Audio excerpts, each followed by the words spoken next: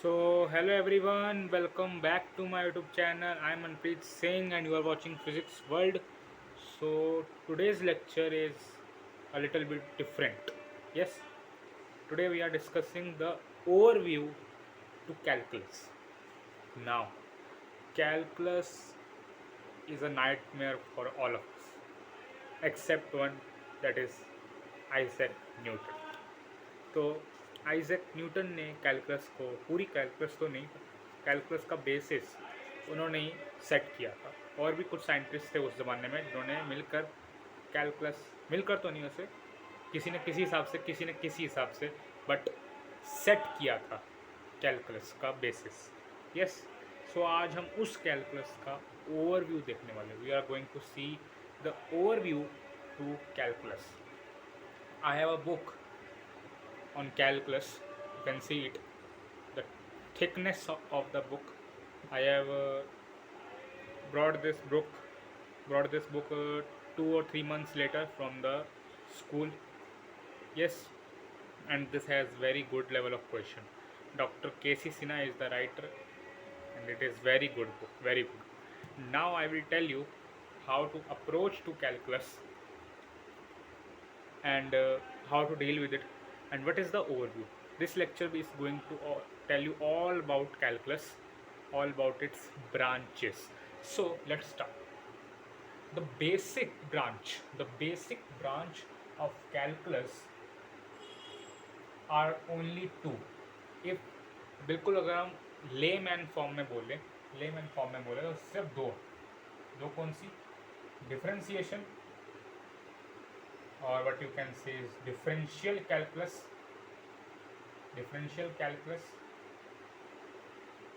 integration or integral calculus. These are basically the two pillars of calculus.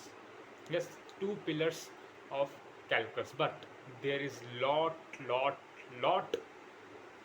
more than these two only, because इनके अंदर ही बहुत सारी branches है, इनके अंदर से ही बहुत सारी चीज़ें निकल के आ जाती हैं। डिस्कस करेंगे सबके बारे में। सबसे पहले समझते हैं कि कैलकुलस होता क्या है। What is calculus? Calculus basically क्यों आया, ज़रूरत क्या पड़ी इसकी, क्या इसका काम है हमारी डेली लाइफ से, और फिज़िक्स, मैथमेटिक्स, इन सब्जेक्ट से कैलकुलस किस हद तक जुड़ा हुआ है और क्यों जुड़ा हुआ है। सो बात कुछ ऐसी है, कैलकुलस को हम दो तरीके से डिफाइन कर सकते हैं। वन इज़ मैथमेटिकली,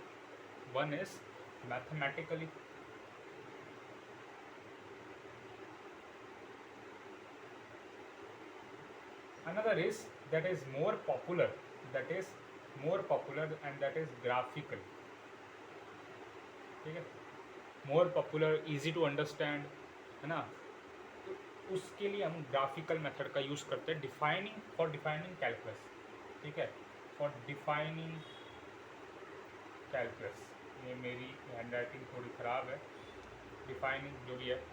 फिर डिफाइनिंग कैलकुलस मैथमेटिकली और ग्राफिकली दो तरीके होते हैं, दोनों थोड़े से अलग अलग ही हैं। ठीक है, थोड़े से अलग अलग ही हैं, बट तरीके होते हैं इनको डिफाइन करने के। कैलकुलस को डिफाइन करने के दो तरीके होते हैं।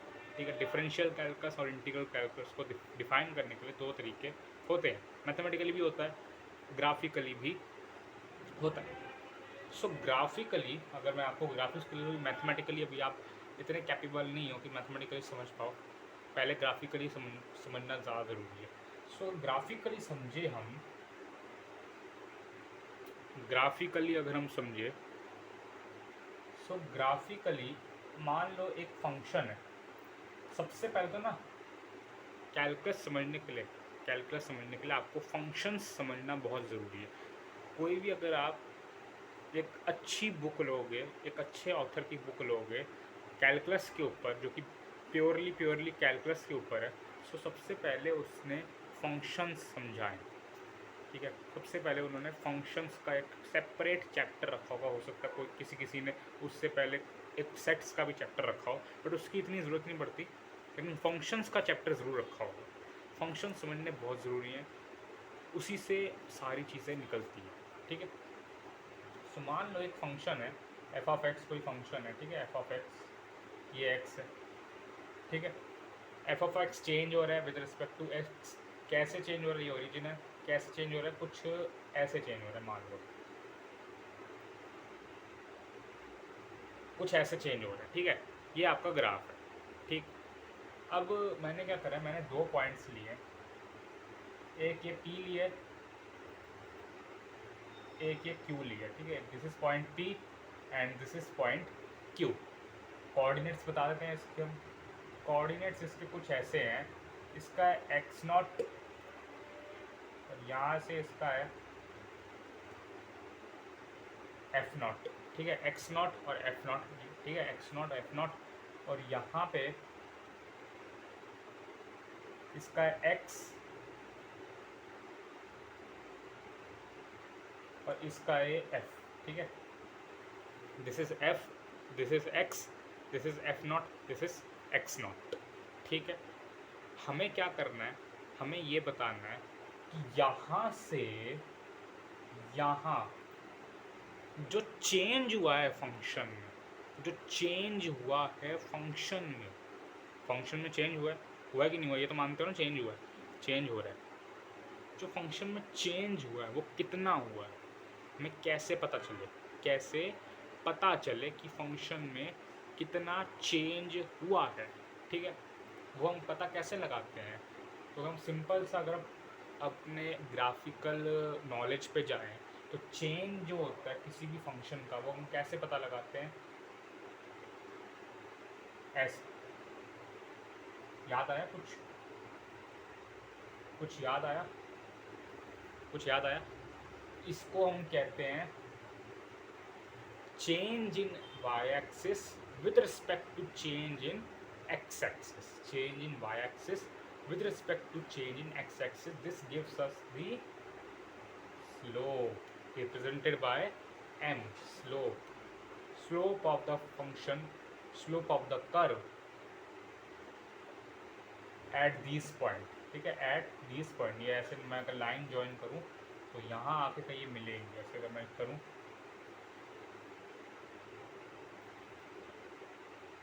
तो ये मुझे थीटा पॉइंट मिलेगा कहीं।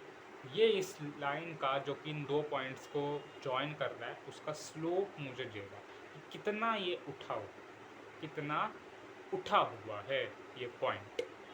लेकिन होता क्या है, जब हम ऐसे निकालते हैं चेंज, जब कर्व हो दे रखा हो हमें, जब जो है जो आपका एफ ऑफ एक्स हो वो कर्वी लीनियर पाथ फॉलो कर रहा हो, उस केस में जब आप ऐसे चेन निकालते हो तो इनएक्यूरेसी बहुत ज़्यादा।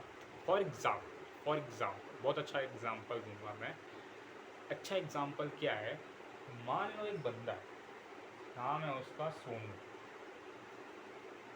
ठीक है, एक बंदा है उसका नाम है सोनू, ठीक है। उसको जाना है, उसको जाना है दिल्ली से कहाँ जाना है, कहाँ भेजोगे, कोटा भेज दो, वैसे ही सारे लोग कोटा जाते हैं, ठीक। दिल्ली से कोटा जाना है उसको, ठीक है, दिल्ली से कोटा जाना है। क्यों जाना है, कोटा में वही एडटेक कंपनीज है, वहाँ पे एडटेक इंडस्ट्री है, पढ़ने लिखने जाना है, अच्छी बात है। सोनू को दिल्ली से कोटा जाना है, जा रहा है किस पे, बाइक पे, समझना ध्यान से, जा रहा है किस पे, बाइक पे, अच्छी बात, बाइक पे जा रहा है। चले हैं भाई सब ड्रुम ड्रुम ड्रुम ड्रुम, चल तो गए, मतलब चले हैं तो वहाँ तक जब पहुँचे हैं 500 किलोमीटर का लगभग ये रास्ता है, 500 किलोमीटर का लगभग रास्ता है ये, ठीक है। और इनको टाइम लगता है, कितना टाइम लगा है, 5 घंटे, ठीक है, 5 घंटे का इनको टाइम लगता है, ठीक है, सही है। 5 घंटे का इनको टाइम लगता है, 5 घंटे के आसपास का टाइम लगता है। तो क्या क्या आप मुझे इसका एवरेज स्पीड बता सकते हो, सोनू की मोटर बाइक की या बुलेट की, बुलेट चला रहे भाई, बुलेट की एवरेज स्पीड बता सकते हो? कहोगे हाँ भाई बिल्कुल बता सकते हैं, 500/5 kilometre per hour, 5 1 5 0 0 100 kilometre per hour. मतलब सोनू 100 किलोमीटर पर आवर की एवरेज स्पीड से जा रहा है, क्या वो हर समय 100 किलोमीटर पर आवर की स्पीड से चलेगा? नहीं। ये हमें बता क्या रहा है? ये 100 किलोमीटर पर आवर हमें बता क्या रहा है? ये हमें बेसिकली ये बता रहा है कि अगर सोनू 100 किलोमीटर पर आवर की स्पीड से लगातार चलता रहेगा, तब जाके वो कोटा पहुंचेगा 5 घंटे पूरे एग्जैक्ट। अगर वो 12 बजे निकलेगा 12 नून पे, तो एग्जैक्ट 5 PM पे पहुंच जाएगा। एग्जैक्ट ये हमें ये बता रहा है। ये नहीं बता रहा कि उसकी हर समय की स्पीड कितनी है। हर समय की स्पीड, अगर आप साइंस स्टूडेंट हैं तो आपके दिमाग में एकदम से आ जाएगा इंस्टेंटेनियस। नहीं है तब भी कोई बात नहीं, बता देंगे। इंस्टेंटेनियस स्पीड नहीं बता पा रहा, इंस्टेंटेनियस स्पीड नहीं बता पा रहा। हो सकता है रास्ते में कोई आया हो ढाबा, ठीक है, नाम रख देते हैं सस्ता ढाबा। हाँ, कोई सस्ता ढाबा आया हो, सोनू वहाँ रुक गया हो। तो जब वो रुकेगा यहाँ पे, तो फिर जब वो फिर से चलेगा तो क्या वो इससे तेज़ चलेगा 100 किलोमीटर पर आवर की स्पीड से, या स्लो चलेगा? सोच के बताना मुझे। क्या वो 100 किलोमीटर पर आवर की स्पीड से तेज़ चलेगा या स्लो चलेगा जब वो यहाँ सस्ते ढाबे से रुक के कुछ देर रुक के चलेगा वापस? ऑब्वियसली वो तेज़ चलेगा, क्योंकि पहुँचा तो वो 5 घंटे में ही है ना। और 5 घंटे में तब पहुँचेगा तब 100 किलोमीटर पर आवर की स्पीड लगातार चलाएगा 5 घंटे तक। लेकिन वो तो बीच में रुक गया। इसका मतलब जब दोबारा से चलेगा तो तेज़ चलेगा, लेकिन कितना तेज़ चलेगा? हमने सोनू से पूछा, हमने ये चेक करने के लिए पूछा कि तू सस्ते ढाबे में रुका है कि नहीं रुका, इसलिए हमने उससे चेक करने के लिए पूछा कि तू अपने साथ एक तो स्टॉप वॉच लेके जा, ठीक है, हमारे साथ फ़ोन पे रह कनेक्टेड, ठीक है। कहानी बता रहा हूँ, बहुत अच्छी सी स्टोरी है ये, सुनना ध्यान से। स्टोरी ऑफ कैलकुलस बता रहा हूँ, ध्यान से सुनना, ठीक है। तो होता क्या है, जब हमने उससे पूछा, 12 बजे निकला, ठीक है, 12 बजे निकला यहाँ से, 2 बजे उसने कहा कि मैं 2 बजे ये सस्ता ढाबा पहुँचा हूँ, ठीक है, 2 बजे मैं सस्ता ढाबा पहुँचा हूँ। अच्छा, ठीक, हमने कहा ठीक है। हमने उससे ये नहीं पूछा कि तू कितनी स्पीड पे पहुँचा, कि रुका भी होगा ऑब्वियसली, तो स्पीड स्लो करी होगी, 100 से स्लो करी होगी, तो हमने वो नहीं पूछा। उसने कहा मैं 2 बजे से लेकर 2:30 बजे तक यहाँ रुका हूँ। हमने कहा अच्छा, कोई बात नहीं। फिर उसने कहा मैं 2:30 बजे तक चला। जब वहाँ से मैं 2:30 बजे निकल पड़ा अपनी खटपटिया पे, तब मेरा क्या हुआ, तब उसके बाद मेरी 2:35 पे मेरी जो स्पीड थी वो 120 पहुँच गई। हमने कहा कौन से हवाई जहाज़ से जा रहे हो इतनी ज़्यादा? और हमने कहा छोड़ो, हमें क्या करना है, हमें तो अब यहाँ पे कैलकुलस लगानी है, जितनी मर्जी स्पीड रख तो हमें क्या फर्क पड़ता है। तो उसने कहा मैं 2:35 में 120 किलोमीटर पर आवर की स्पीड मैंने पकड़ ली थी। 2:40 पे मैंने 150 की स्पीड पकड़ ली थी। हमने कहा बहुत बढ़िया, और स्पीड बढ़ा, उड़ा दे गाड़ी। हमने फिर उसने जब वो 2:45 की बताने लगा तो हमने कहा रुक, इतना आगे मत जा। हमने कहा रुक भाई, रुक थोड़ा।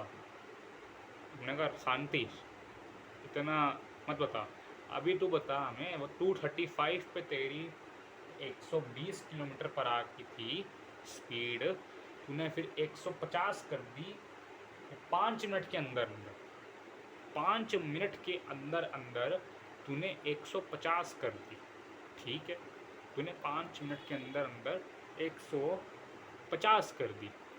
हमने कहा ठीक है, तो हम यहाँ से क्या इसकी एक्सेलरेशन निकाल सकते हैं? बताओ, क्या इसकी यूनिट्स की बात मत करना कि यूनिट्स में चेंज करो, मीटर पर सेकेंड स्क्वायर, नहीं, वो नहीं। क्या हम इसकी एक्सेलरेशन निकाल सकते हैं? बिल्कुल निकाल सकते हैं। जिन को नहीं पता मैं बता देता हूँ, इसमें आप v - u/t कर दो। v क्या है 150, u क्या है 120 अपॉन टाइम 5 मिनट्स। तो 150 माइनस 120 इज 30, 30 बाई 5 6। अब 6 को यूनिट छोड़ो, यूनिट होगी कोई किलोमीटर, छोड़ो जो भी है, हालांकि वो मिनट्स में भी आ गया, वो ये आवर में है, वो मिनट में है, उस बात को छोड़ो, ये 6 आ गया। ठीक, हमने कहा ठीक है ना, तुमने 6 के हिसाब से तेरा जो है यहाँ पे एक्सेलरेशन हुई है, कुछ ना कुछ तो हुआ है, ठीक है। लेकिन हमने कहा नहीं, हमें तो थोड़ा और प्रिसाइज चाहिए। तूने एकदम से तो ये कर नहीं दिया होगा, तूने छोटे छोटे स्टेप्स लिए होंगे। ऐसा तो हुआ नहीं होगा कि तेरी जो है 239 59 सेकेंड्स तक 2 आवर्स 39 मिनट्स 59 सेकेंड्स तक तेरी 120 रही हो और फिर 250 पे एकदम से तेरी 150 होगी हो। ऐसा हुआ क्या? उसने कहा नहीं, ऐसा तो नहीं हुआ। तो हमने कहा ठीक है, फिर हमें तू ये बता कि तेरी 237 पे कहाँ था। उसने फिर 237 का बताया कि मैं यहाँ था, मेरी स्पीड ये थी। हमने कहा नहीं, अब तू 237 पे सीधा तो वहाँ पहुँच नहीं गया होगा, तूने फिर छोटे छोटे स्टेप्स लिए होंगे। तो हमने उसको कहा तू 236 का बता। उसने फिर बताया, उसने कहा मैं 236 पे 122 किलोमीटर पर आवर से चला रहा था। हमने कहा नहीं, तू एकदम से तो 235 पॉइंट, जब तेरा 59 सेकेंड्स हुए होंगे तब तो तूने एकदम से कर नहीं दिया होगा ये 120 से 122। तूने इसमें भी छोटे छोटे स्टेप्स लिए होंगे। तो हम बेसिकली कर क्या रहे हैं? बेसिकली हम कर ये रहे हैं, अगर मैं इसका ग्राफ बनाऊं,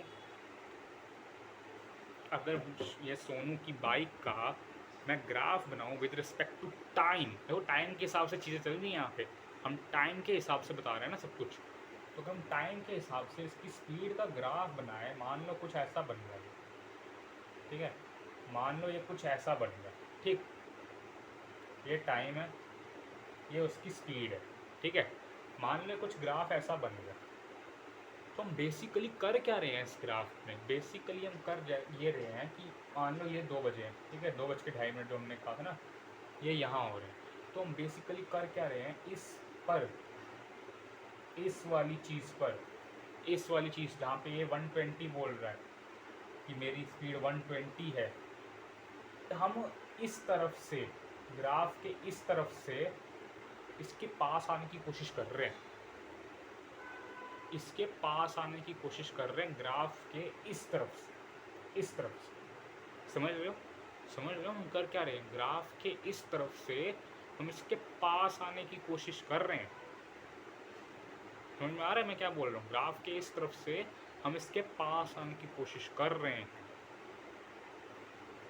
मतलब हम ग्राफ पर देखो, हमें 2 पॉइंट्स लेने होते हैं, पहले बताया था मैंने, पी और क्यू। किसी भी चीज़ का चेंज बताने के लिए 2 पॉइंट्स लेने पड़ते हैं, पी और क्यू। तो हम कर क्या रहे हैं, ये पी पॉइंट तो यही है, क्यू को हम यहाँ से यहाँ शिफ्ट कर रहे हैं, यहाँ यहाँ यहाँ, और फिर हमने एक पॉइंट यहाँ भी ले लिया।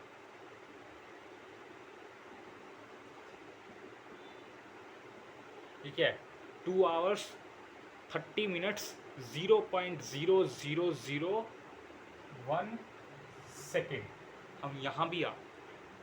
तो हमने क्या कर दिया, इसके ग्राफ को हमने बहुत सारे सेगमेंट्स में बहुत छोटा कर दिया, बहुत छोटा। ये चेंज है, तो यहाँ पे थोड़ा और इसको मैग्नीफाई करते हैं।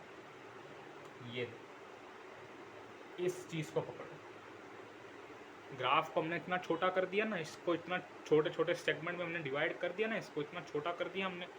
तो इस जगह पे ये जो कर्व था ये स्ट्रेट लाइन जैसा हो गया।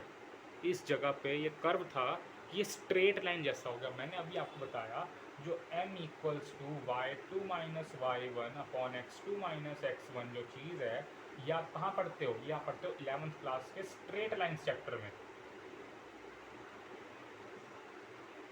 स्ट्रेट लाइन में पढ़ते हो। मतलब ये इक्वेशन स्ट्रेट लाइन के लिए है। This equation is not mean for such graph. ऐसे पैराबोलिक ग्राफ के लिए, हाइपरबोलिक ग्राफ के लिए या और इलिप्स के लिए ये इक्वेशंस नहीं है, ये वाली इक्वेशन नहीं काम करती। ये सिर्फ ऐसी इक्वेशंस पे काम करती हैं, y equals to M X plus C. कुछ याद आ रहा है? y equals to M X plus C पे ये इक्वेशन काम करती हैं, इन पे काम नहीं करती। पैराबोलिक, हाइपरबोलिक, इलिप्स, इन सब पे ये काम नहीं करती। तो हमें क्या करना पड़ता है, इसको इसके चेंज को, 2 पॉइंट्स जो हम कंसीडर करेंगे, 2 पॉइंट्स उनको बहुत क्लोज ले आएंगे, बहुत क्लोज ले आएंगे। वो क्लोज जब आ जाएंगे इतने कि उनका जो ये जो बीच की चीज़ होगी ये स्ट्रेट लाइन अपीयर हो जाएगा। इसको मैंने और मैग्नीफाई कर दिया, इस चीज़ को मैंने और मैग्नीफाई कर दिया। ये आ गया आपका Q पॉइंट, ये P पॉइंट, ये एक स्ट्रेट लाइन अपीयर होना शुरू हो गया, ये एक स्ट्रेट लाइन अपीयर शुरू हो गया। और ये क्या है, ये 2 आवर्स 30 मिनट्स, ये क्या है 2 आवर्स 30 मिनट्स 0.0001 सेकेंड। अब हम कह सकते हैं कि हाँ 0.001 सेकेंड। अब इतना तो मतलब क्या ही है, वो क्या ही स्पीड बदलेगा इसमें, मतलब इसमें उसकी स्पीड क्या रही होगी, कांस्टेंट रही होगी, स्पीड कांस्टेंट रही होगी। इसका मतलब कांस्टेंट ही होता है ना, parallel to x axis, constant रही होगी, कांस्टेंट। इस समय उसकी स्पीड कांस्टेंट रही होगी। तो इस पर हम उसका जब चेंज निकालेंगे, जब इस पर हम चेंज निकालेंगे तब हमारा बिल्कुल एक्यूरेट उस इंस्टेंट की स्पीड आ जाएगी कि इस इंस्टेंट पे इसकी स्पीड क्या थी। और ये करने के लिए हमें क्या करना पड़ता है, डिफरेंशिएशन।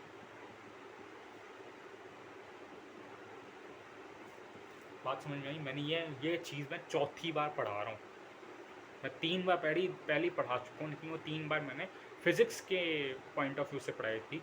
आज मैंने, देखो फिज़िक्स का यूज़ करना ही पड़ा मुझे, ऐसी बात नहीं। आप डिफरेंशिएशन इंटीग्रेशन को बिना फिज़िक्स के यूज़ करे पढ़ नहीं पाओगे, क्योंकि मैथमेटिकल टर्म्स में अभी आप समझ नहीं सकते। अगर मैं लिख दूंगा सीधा कि हाँ भी एफ ऑफ एक्स का जब आप डिफरेंशिएशन करते हो, डिफरेंशियल कोफिशिएंट, पहले तो ये नहीं समझ में आएगा, तो उसको एफ डैश एक्स लिखते हैं, उसको वाई डैश लिख सकते हैं, वाई वन लिख सकते हैं, और पता नहीं क्या क्या लिख सकते हैं, उसको d y by d x लिख सकते हैं। तो ये सब आपको भी समझ ही नहीं आएगा कि d y by d x क्या कर दिया मैंने, या मैंने ये क्या कर दिया कि f dash x equals to f x plus h minus f of x upon में एच, वेयर लिमिट लगाओ यहाँ पे एच टेंडिंग टू 0।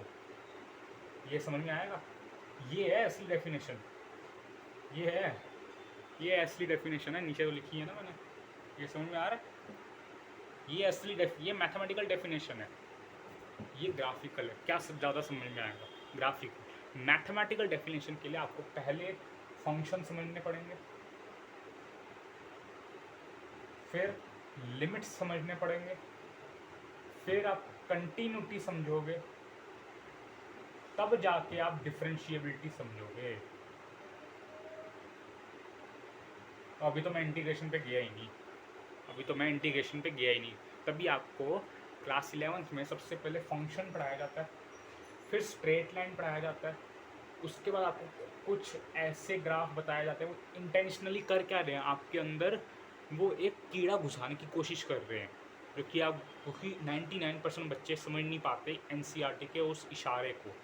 वो करने का चाहते हैं, पहले फंक्शन पढ़ाया, फिर थोड़े टाइम बाद स्ट्रेट लाइंस पे आए, फिर ऐसी ग्राफ्स बताया जिन पे स्ट्रेट लाइन की इक्वेशन नहीं अप्लाई हो रही। हमें पता नहीं था, हमें ये किसी ने बताया नहीं था, बस हमें सीधा अलग अलग इक्वेशंस बता दी इसकी, हाँ इसमें ये है, इसकी इक्वेशन ये है, इसकी इक्वेशन ये है, इसका पॉइंट ऐसे निकलेगा, इसका ऐसे निकलेगा, इसका ऐसे निकलेगा। ये ऐसी चीज़ हमें बता दी। हमें ये नहीं बताया कि ये चीज़ यहाँ यूज़ क्यों नहीं हो सकती, या ये चीज़ इसके लिए डिफाइंड ही नहीं है। तो एनसीईआरटी में क्या करना चाह रही थी, हमारे अंदर कीड़ा घुसाना चाह रही थी कि इसके अंदर ये डिफाइंड नहीं हो रही, तो इसका हम स्लोप वगैरह वाली चीज़ें कैसे निकालेंगे। तो उसके बाद उसने हम लिमिट्स पढ़ा दिया, तब उसने ये कीड़ा घुसा दिया हमारे अंदर कि हम डिफरेंशिएशन की इक्वेशन लिख सकते हैं। लिमिट्स एंड डेरिवेटिव्स में ये चीज़ आ जाती है, लेकिन बच्चा कोई पढ़ता नहीं है, क्योंकि डेरिवेटिव्स में एक ही इक्वेशन आता है मुश्किल से, तो बच्चा पढ़ते ही नहीं है, लिमिट्स पढ़ के निकल जाते हैं, वो भी आड़ा टेढ़ा जो भी है। तो इसलिए अंदर से फीलिंग नहीं आता कि ये हमें सेकंड चैप्टर से, फंक्शन सेकंड चैप्टर है, सेकंड चैप्टर से हमारे अंदर differentiation, integration, calculus, limits, derivatives, इनका कीड़ा घुसा दिया जाता है फंक्शन से। फंक्शन पढ़ोगे, फंक्शन पढ़ना आएगा, जिंट यानी कि जो जीआईएफ होता है वो फंक्शन पढ़ोगे, मॉडुलस पढ़ोगे, सिग्नम पढ़ोगे, और भी जितने फंक्शंस होते हैं, logarithmic functions, inverse trigonometric functions, तो ऐसे अगले साल आता है, बट फिर भी। और ट्रिग्नोमेट्रिक फंक्शंस पढ़ोगे, उनकी रेंज पढ़ोगे, कहाँ से कहाँ तक जा रहे हैं, डोमेन पढ़ोगे, तभी तो समझ पाओगे जब उन पे लिमिट लगाओगे। लिमिट लगाने के लिए, किसी फंक्शन पे लिमिट लगाने के लिए उस फंक्शन को पढ़ना तो पड़ेगा ना। अब लिमिट समझ लो, कोई ऐसी कोई चीज़ है, किसी पे कोई चीज़ लगानी है, किसी फंक्शन पे कोई चीज़ लगानी है हमको, बस जैसे मैंने किसी फंक्शन पे ये इक्वेशन लगानी है, तो मैं पहले क्या देखूंगा कि वो फंक्शन कैसा है, mx+c है कि नहीं है, तभी लगाऊंगा ना, वरना नहीं लगा पाऊंगा। ऐसी किसी चीज़ पे मुझे लिमिट लगानी है तो मुझे पहले समझना पड़ेगा ना वो फंक्शन कैसा है। क्या वो फंक्शन जिंट फंक्शन है, GIF जिसको कहते हैं, क्या वो फंक्शन इंटीजर फंक्शन है, क्या वो फंक्शन, वैसे दोनों सेम बात है क्या वो फंक्शन सिग्नम फंक्शन है, ठीक है, क्या वो फंक्शन मॉडुलस फंक्शन है। तो ये डिफरेंट टाइप्स ऑफ फंक्शन भी आपको सीखने पड़ेंगे, इसलिए अगला लेक्चर जो मेरा होगा तो types of function and their behaviour, range, domain, इन सब पे बेस्ड हो, ठीक है। सो आज के लिए इतना ही। इंटीग्रेशन के मैं अभी जा नहीं रहा वहाँ पे, सिर्फ डिफ्रेंसिएशन मैंने समझा दिया आपको कैसा होता है। जो फिजिक्स पढ़ते हैं उनको फिर भी थोड़ा बहुत पता होता है इंटीग्रेशन कैसे निकलता है। एरिया अंडर द कर्व, उससे आप इंटीग्रेशन निकालते हो, आप कैलकुलेट करते हो कि आपने यहाँ से यहाँ तक कितना कितना डिस्टेंस कवर किया, V/T डिस्टेंस देगा ना आपको, तो कितना डिस्टेंस कवर किया। ऐसे आड़े टेढ़े ग्राफ का आप एरिया कैसे निकालते हो। छोटी क्लासेस में हम क्या करते थे, अगर हमें ऐसे आड़े टेढ़े ग्राफ दे रखे होते थे तो हमें क्या करते थे ना, हमारे लिए वो बहुत सारे ना बिल्डिंग ब्लॉक्स टाइप चीज़ होती थी ना, ऐसे ऐसे ऐसे ऐसे ऐसे ऐसे। अगर आपको याद होगा 3rd 4th क्लास में मैथ्स में, तो क्या करते थे, हमें कहते थे हाँ भी इस एक स्क्वायर का एरिया 1 यूनिट स्क्वायर है, ठीक है, 1 unit square. So square calculate करो, कहीं हाफ स्क्वायर आ जाएगा, ठीक है, कहीं 3/4 आएगा, ठीक है, कहीं ऐसे 3/4 आएगा, तो उसको कैलकुलेट करो, आंसर निकालो। तो वही चीज़ हमें बस इंटीग्रेशन में करनी होती है। बस फ़र्क क्या है, उसमें हम ऐसे हाथ से कैलकुलेट करने नहीं बैठेंगे, उसमें वो 1 यूनिट स्क्वायर नहीं होगा, उसमें वो tending to zero unit square होगा, टेंडिंग टू 0 यूनिट स्क्वायर का हमारा एरिया होगा। तो उसको हम क्या ऐसे हाथ से गिनने नहीं बैठेंगे, उसको हम मैथमेटिकल फार्मूले, मैथमेटिकल मैनिपुलेशन, उन सब चीज़ों से कैलकुलेट करके फिर निकालेंगे। तो आई होप आपको बात समझ में आई होगी कि कहाँ पे डिफ्रेंशिएशन लगता है, ओवरव्यू समझ में आ गया होगा करना क्या है इस चैप्टर में।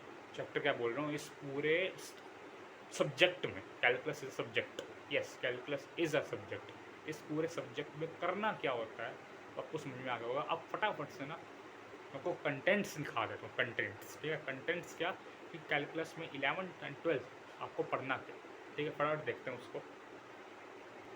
सो कंटेंट्स ऑफ कैलकुलस अगर हम देखें कि हम इस पूरे वर्कशॉप, मैं वर्कशॉप बुला रहा हूँ इसको, इसमें कवर क्या करेंगे। और मैं पहले बता दूँ, ये कोई 1-2 महीने की बात नहीं है, 1-2 हफ्तों की बात नहीं है, कम से कम ये पूरा कराने में मुझे खुद 1-2 साल लग सकते हैं, ठीक है। तो बिल्कुल ये मत सोचना कि मैं 1-2 महीने में ख़त्म करा दूँगा। अगर मैं ख़त्म करा भी दूँगा आपको कुछ समझ में नहीं आएगा, क्योंकि कैलकुलस के क्वेश्चंस करने पड़ते हैं। आपने इसका साइज़ तो देख ही लिया होगा, समझ रहे हो ना इसको करने में कितना टाइम लग सकता है। तो कम से कम आपको 1-2 साल, तभी तो कैलकुलस 2 साल में डिवाइडेड है, ठीक है। तो इसमें सबसे पहले हम देखेंगे क्या, फंक्शन के बारे में। फंक्शन, तो फंक्शन के बारे में सबसे पहले मैं वीडियो डालूंगा, ठीक है। Types of function, domain, range, signum function, modulus function, GIF function, logarithmic functions, trigonometric functions, inverse trigonometric functions, जो सारे दुनिया जान के फंक्शंस है सब करा दूंगा, ठीक। सेकेंड फिर हमें देखना है limits and derivatives, limits, there existence and, मैं इसमें ना NCERT से थोड़ा सा मतलब उसके हिसाब से नहीं चलूँगा, थोड़ा अपने हिसाब से चलूँगा।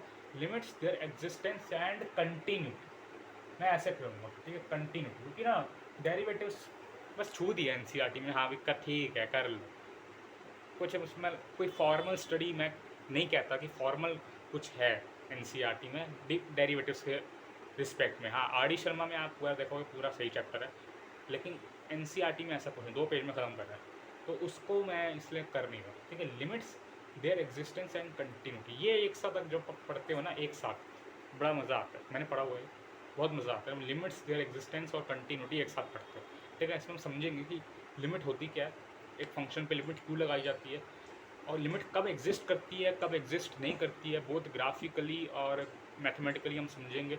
और एक कंटिन्यूस फंक्शन क्या होता है कि फंक्शन कहाँ कहीं पे टूट नहीं रहा, ठीक है। मतलब सिंपल सा अभी फिलहाल ये समझो, इसका भी ग्राफिकल और मैथमेटिकल फीलिंग लेंगे, ठीक है। तीसरा फिर यहाँ से अब चीज़ें शुरू होंगी। सबसे पहले पढ़ेंगे हम डिफरेंशिएबिलिटी।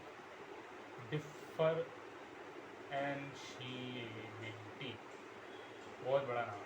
डिफरेंशिएबिलिटी, इसी में सारा डेरिवेटिव्स भी आ जाएगा, तो टेंशन की बात नहीं। इसको भी ग्राफिकली भी समझेंगे और मैथमेटिकली तो समझना ही है, ठीक है। फोर्थ पे जो हम समझेंगे वो हो गए, आप कह सकते हो कि डिफ्रेंसिएशन, ठीक है। डिफ्रेंसिएशन ही कंटिन्यू होगा, बस डिफ्रेंसिएशन के कुछ टाइप्स आते हैं, ठीक है। जैसे अगर मैं इस बुक के हिसाब से देखूँ जो कि एनसीईआरटी को फॉलो कर रहा है, बस इसमें क्या एलैबोरेट कर दिया है जेई लेवल तक, ये एडवांस तक। तो इसमें क्या होता है फिर, इम्प्लिसिट फंक्शंस, कंपोजिट फंक्शंस, इन सब का भी आपको डिफ्रेंशिएशन करना पड़ता है, ठीक है। एल हॉस्पिटल्स रूल भी आएगा यहाँ पे लिमिट्स में। तो और छोटे मोटे टॉपिक्स भी आएंगे जिसमें आपको डिफ्रेंशिएशन करना पड़ेगा अलग अलग फंक्शन में, ठीक है। जैसे कि आपका इम्प्लिसिट फंक्शन हो गया, ठीक है। इम्प्लिसिट फंक्शन क्या होता है बताऊंगा, सब कुछ बताऊंगा। इम्प्लिसिट फंक्शन हो गया, आपका मैक्सिमम मिनिमा भी इसी में आ जाएगा, आपका पार्शियल डिफ्रेंशिएशन भी इसी में आ जाएगा, पार्शियल डिफ्रेंशिएशन, ठीक है, पार्शियल डिफ्रेंशिएशन। और आपका लॉगरिथमिक डिफ्रेंशिएशन भी इसी में आ जाएगा, ठीक है। वो सब चीज़ें फिर यहाँ पे आती है। फिर parameter differentiation of functions defined by parameters, तो वो बहुत सारी चीज़ें हैं, तो इसी के अंदर कवर होती है। फिर हम करेंगे आपका बहुत ही इंपॉर्टेंट क्लास 12 का topic, application of derivatives. Application of derivatives, इसमें हम बेसिकली इसका प्रैक्टिकल एप्लीकेशन देखेंगे। इसको एक और नाम से भी जानते हैं, differentiation as a rate measurer, ठीक है। Differentiation as a rate measurer, rate measure करता है किसी चीज़ का, हो सकता है कोई बाल्टी भर रही हो, ठीक है, पानी जा रहा हो उसके अंदर किसी स्पीड से, बाल्टी भर रही हो, तो उसका डिफ्रेंसिएशन करेंगे हम, ये कितनी देर में भर रही है, क्या उसका मतलब, समझ रहे हो ना, क्या डी/डी एक्स लगाएंगे वहाँ पे, तो वो सब चीज़, ठीक। तो एप्लीकेशन ऑफ डिफ्रेंसिएशन आएगा। फिर डेरिवेटिव्स भी लिख सकते हो, एओडी कहते हैं इसको, ठीक है। AOD, application of derivatives, application of differentiation. इसी में फिर आप मैक्सिमा मिनिमम पढ़ लोगे, maxima minima of a function. Maximum minima क्या होते हैं, एक तरीके से मतलब पॉइंट्स हैं, ठीक है, कि मैक्सिमम वैल्यू, मिनिमम वैल्यू, ऐसा समझो अभी फिलहाल। बात थोड़ी सी अलग होती है पर ठीक है, ऐसे भी समझ सकते हो। उसके बाद टेंजेंट्स एंड नॉर्मल्स, इसी का पार्ट हो जाता है एप्लीकेशन ऑफ डेरिवेटिव्स का। टेंजेंट्स एंड नॉर्मल्स, बहुत सारी चीज़ें, बहुत सारी आपको पढ़नी होती है, और ये एनसीईआरटी में भी होता है, 12th क्लास के एनसीईआरटी में भी होता है, लेकिन इतना आता नहीं है, इतना आता नहीं है। जेई मेंस एडवांस इनमें बहुत ज़्यादा, बहुत ज़्यादा, ठीक है, और यूज़ बहुत ज़्यादा है। सिक्स्थ फिर अब आपका शुरू हो जाएगा, अब इसके बाद आपका शुरू हो जाएगा इंटीग्रेशन शुरू हो जाएगा, ठीक है। इंटीग्रेशन भी कई तरीके का होता है, जैसे कि यहाँ पे था इम्प्लिसिट फंक्शन था, पार्शियल डिफरेंशिएशन था, आपका पैरामीटर से आप डिफरेंशिएशन को डिफाइन करो, और भी बहुत सी चीज़ें। तो कंपोजिट फंक्शन होता है। तो इंटीग्रेशन क्या है, इंटीग्रेशन में आपका ट्रांसफॉर्मेशन है, बाय ट्रांसफॉर्मेशन, ठीक है, ट्रांसफॉर्मेशन। इसमें तो दो तरीके की चीज़ें भी होती हैं, मैं बताऊँगा अभी। ट्रांसफॉर्मेशन से होता है, एक आपका क्या होता है, एक सब्स्टिट्यूशन से भी होता है, ठीक है। सब्स्टिट्यूशन मेथड से आप इंटीग्रेशन करते हो, ठीक है, इंटीग्रेशन, ठीक है। एक आप बाय पार्ट्स करते हो, ठीक है। तो सब अलग अलग मेथड्स हैं जिसको आप इंटीग्रेशन करते हो जिससे, ठीक है। और फिर उसके बाद ये इंटीग्रेशन ही दो भागों में टूट जाता है, ठीक है। डेफिनेट, पहले इंडेफिनेट पढ़ते हैं हम, इंडेफिनेट ऊपर लिख दिया मैंने, पर पढ़ते पहले इंडेफिनेट है, ठीक। डेफिनेट, इंडेफिनेट, इनमें भी बहुत सारी चीज़ें होती हैं, बहुत सारी वेराइटीज़ होती हैं इसमें।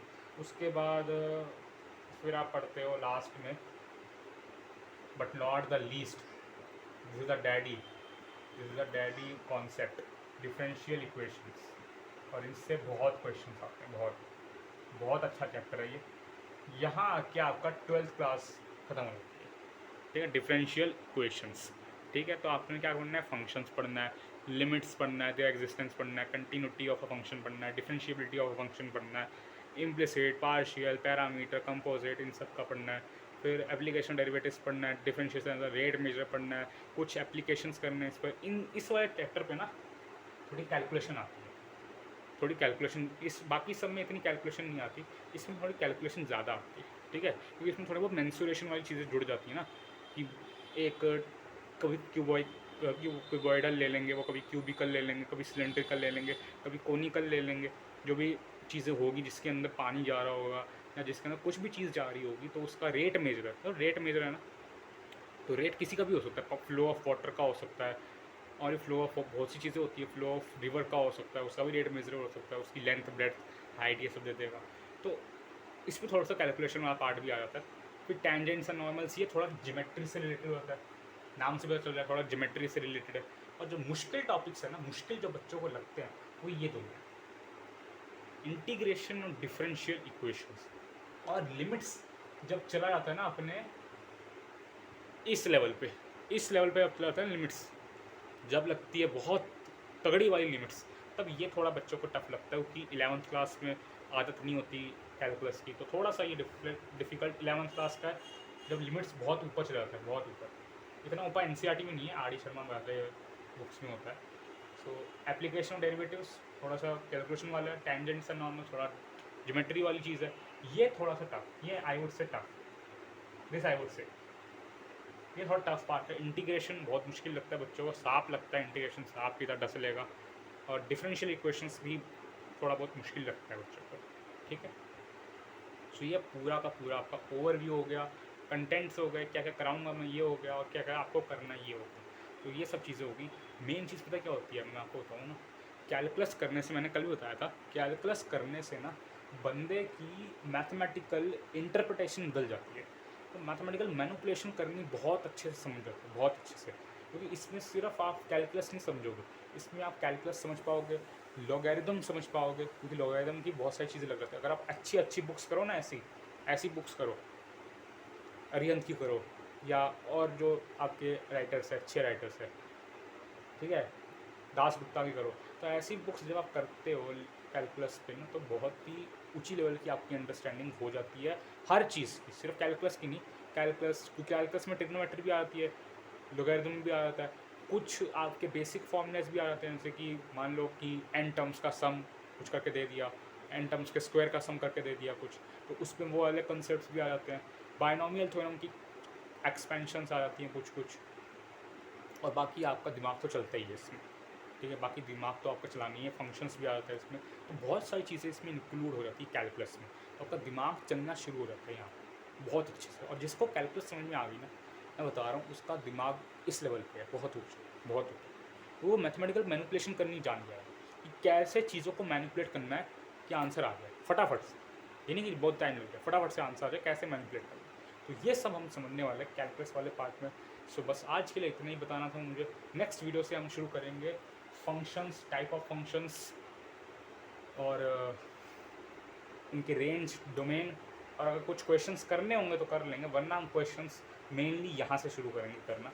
तो ये आप फिर अपने आप से कर सकते हो, क्योंकि कैलकुलस का ये इतना पार्ट नहीं होता, ये बस आपको समझना होता है फंक्शन दिखता कैसे है, बस इतना समझना होता है इसमें। तो फिर यहाँ पे फिर फंक्शंस लग जाते हैं अचानक से, तो बच्चे पागल हो जाते हैं कि भाई ये क्या हो गया, क्योंकि इतनी बड़ी ब्रैकेट आ जाती है, फिर इतनी बड़ी ब्रैकेट आ जाती है, f of x equal to, कभी कुछ होगा कुछ कंडीशंस के लिए, कभी कुछ होगा कुछ कंडीशंस के लिए, कभी कुछ होगा कुछ कंडीशंस के लिए, तो बच्चे समझते हैं ये क्या चीज़ है। तो वो समझाने के लिए बस फंक्शन है, और फंक्शन काम कैसे करता है, अलग अलग फंक्शन अलग अलग तरीके से काम कैसे करते हैं, वो समझाने के लिए बस ये क्वेश्चंस आप अपने आप प्रैक्टिस कर लेंगे, बाकी फिर हम इस पर आ गए, ठीक है। सो आज के लिए बस इतना ही, thank you so much, until then take care, bye bye, I am signing off, thank you so much.